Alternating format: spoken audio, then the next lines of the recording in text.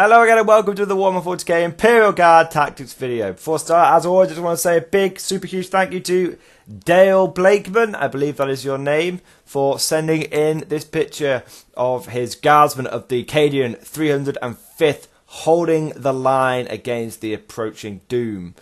I just want to say, guys, this is a really, really good picture. It shows a really good example of how to screen your tanks. Surrounded on all sides by infantry squads. You've got sort of it looks like flamer squads up front, so that, yeah, they're cheap, and if they die, who cares? And if the enemy charges them, then they get a lot of overwatch. You've got auto cannons, heavy weapons squads a bit further back. Just generally looks like in cover as well. Looks like a really, really good defense setup there, and really makes me want to crack out my Mordian Iron Guard again. Anyway, as always, thank you, Dale. That's an absolutely fantastic picture. Any of you who want to who want me to use some of your pictures in my videos, that'd be absolutely awesome. Please just send them to put them on my Facebook page. I would say email them to me, but I really don't have a lot of time to check my email these days, guys. So yeah, just post them on Facebook. I'll take a look, and if they're cool and look good, then I'll use them. I'm not going to use every single one of them, but I'll try and use most. So there you go. But anyway, thank you, Dale, for sending in this picture, and let's get on with the video. So today we're going to be doing a basic unit tactics video. This is something that I started a few weeks ago, and we did infantry squads, and we've done company commanders, and now we're going to do Leman Russes, because Leman Russes are just an absolutely fantastic unit, and in any normal, balanced Imperial Guard force, we're not talking pure infantry here, we're not talking pure mechanized or airborne or whatever, just a normal, balanced force, you have to have a Leman Russ. You just have to. When I went to this tournament a few weeks ago, and I'm going to another one on August 1st, another one-dayer, I looked around, there was plenty of Imperial Guard armies there, and I can tell you now, every single Imperial Guard army had at least a couple of Leman Russes. They're absolutely fantastic units, okay? And there's a simple reason why. They're just solid. I mean, you've got normal vehicle profile, weapon skill 6+, but who cares? But you've got ballistic skill 4+, you've got toughness 8, 12 wounds, and a 3-up save. Key thing there being toughness 8. Now, when 8th edition first dropped, I didn't really, and I made a video, which I now sort of disagree with, but I made a video at the time saying there wasn't a huge difference between toughness 7 and toughness 8, and you might as well just soup up and use predators. I don't necessarily agree with that anymore. I still think predators are an absolutely fantastic tank, but they're just not tough enough. Toughness 8 is amazing. It just means that you are pretty much immune to all small arms fire. And with the most common small arms in the galaxy being the bolter. So it just means it makes a big difference because bolters wound you on 6s. Leman Russes have the same armor save and the same toughness value as an Imperial Knight. Put it that way. So they're absolutely just fantastic. Now, they're to hard as nails, and they will also be your principal source of firepower. Okay, the basic Leman Russ comes with a battle cannon. Okay, and for any newer player out there who's maybe got the start collecting kit and they don't know how they want to build their Leman Russ, let me recommend the battle cannon as your go-to weapon, because it's simply just a good all-round, very effective weapon, and it has been through every edition. I know there's been some editions like 7th where people have said battle cannons weren't really worth it. Let me just tell you, it wasn't that battle cannons weren't really worth it. It was that back in 6th and 7th edition, Imperial Guard just weren't very good. But the battle cannon itself was still a solid option for any Imperial Guard commander. And so, yeah, that's what I want to say. So the battle cannon is actually a really, really good weapon. Its strength, it's D6 shots, Strength 8, AP -2, D3 damage. 72-inch range. It's got absolutely fantastic range. That's the biggest thing about this thing. It's got a great range. Strength 8 means it's going to be... It's useful against any target. Okay? Even the toughest motherfuckers, like Knights and other Toughness 8 models, you still wound them on 4s, but the majority of targets, of heavy tank targets you point this weapon at, you're going to be wounding on 3s. And the thing is any infantry you point this thing at, you're going to be wounding on 2s. It's a solid all-round weapon, and it has a good rate of fire, D6 shots. Okay? Which means it's just good. You know, it's shooting infantry, it'll take a chunk out of the tactical squad. Shooting at tanks, it will take a good chunk out of them. And it is perfectly possible for this thing, with a bit of luck on its side, just to blow away a Rhino in one go. Or any tank, really. But it needs a bit of luck on its side. But more than likely it won't, but it will tear a chunk out of them. Now, the Leman Russ also has the ability to take lots of heavy weapons on it as well. You have to take one heavy weapon, cheapest option being a heavy bolter. You can also add 2 more heavy weapons, which is on the front of the tank. Not that firing arcs matter anymore, but you can also take 2 more on it. Now, Leman Russ is one of the only vehicles in the Imperial Guard which has access to A, the multi-melter, and B, the plasma cannon. Okay?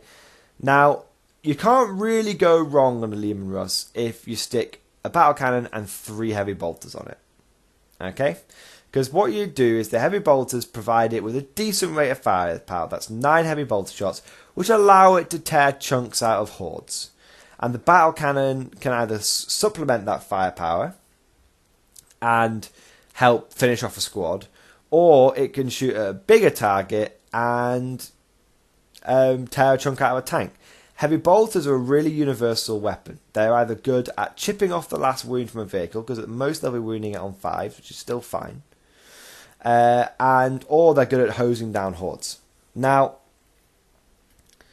what I have found to be a very good all-round Leman Russ is the battle cannon, las cannon, double heavy bolter Russ.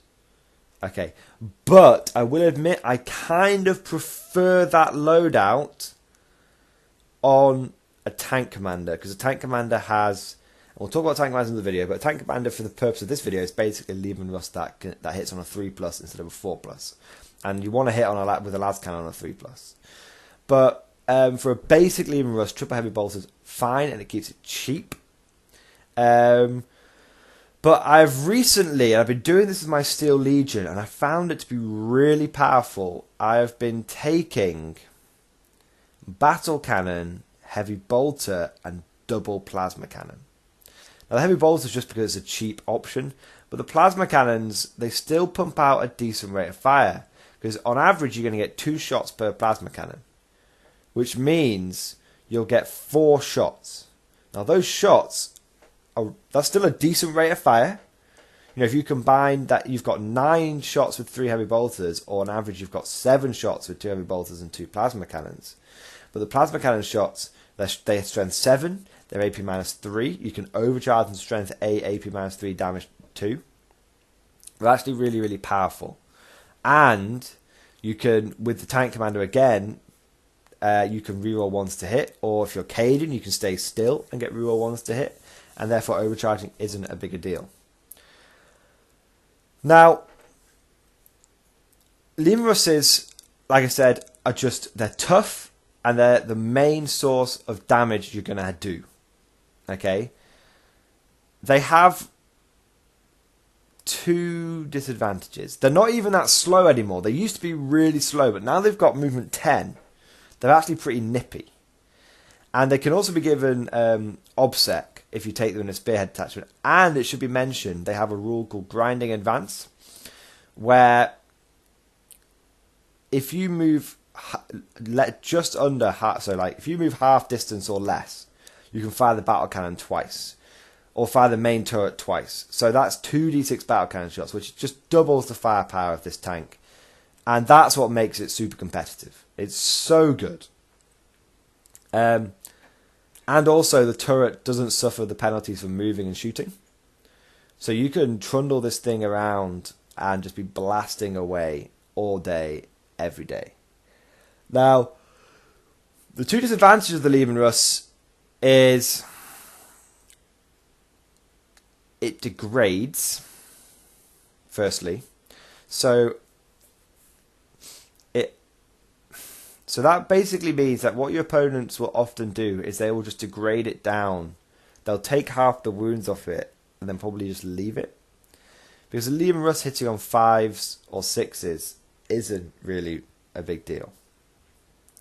Second disadvantage is, unless there's more than, it doesn't have an invuln save, which means it really struggles against main anti-tank weapons like lascans and melter.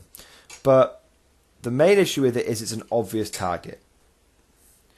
Problem with Leman Russes is that they're really obvious for your opponent to kill them. And when you lose one of them, you really feel it. You really notice that it's gone. And so that's kind of a problem with the Guard in general.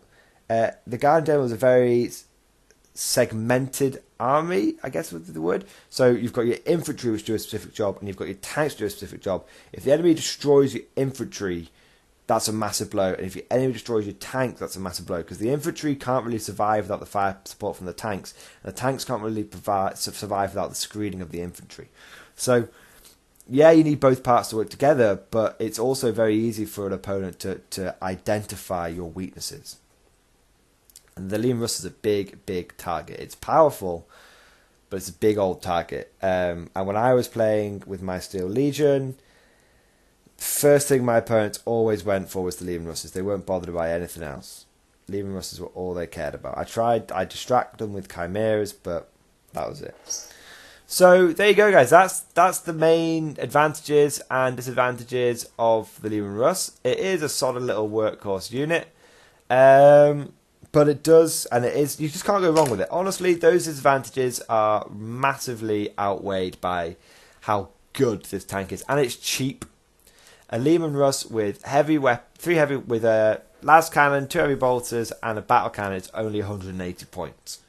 So you can take 5 of these things and still have 1,000 points left over to take loads of infantry. And you know what? That would be an absolutely amazing list. 5 Leman Russes. Plus, you could still take like 200 guardsmen with las guns. I mean, that's just incredible.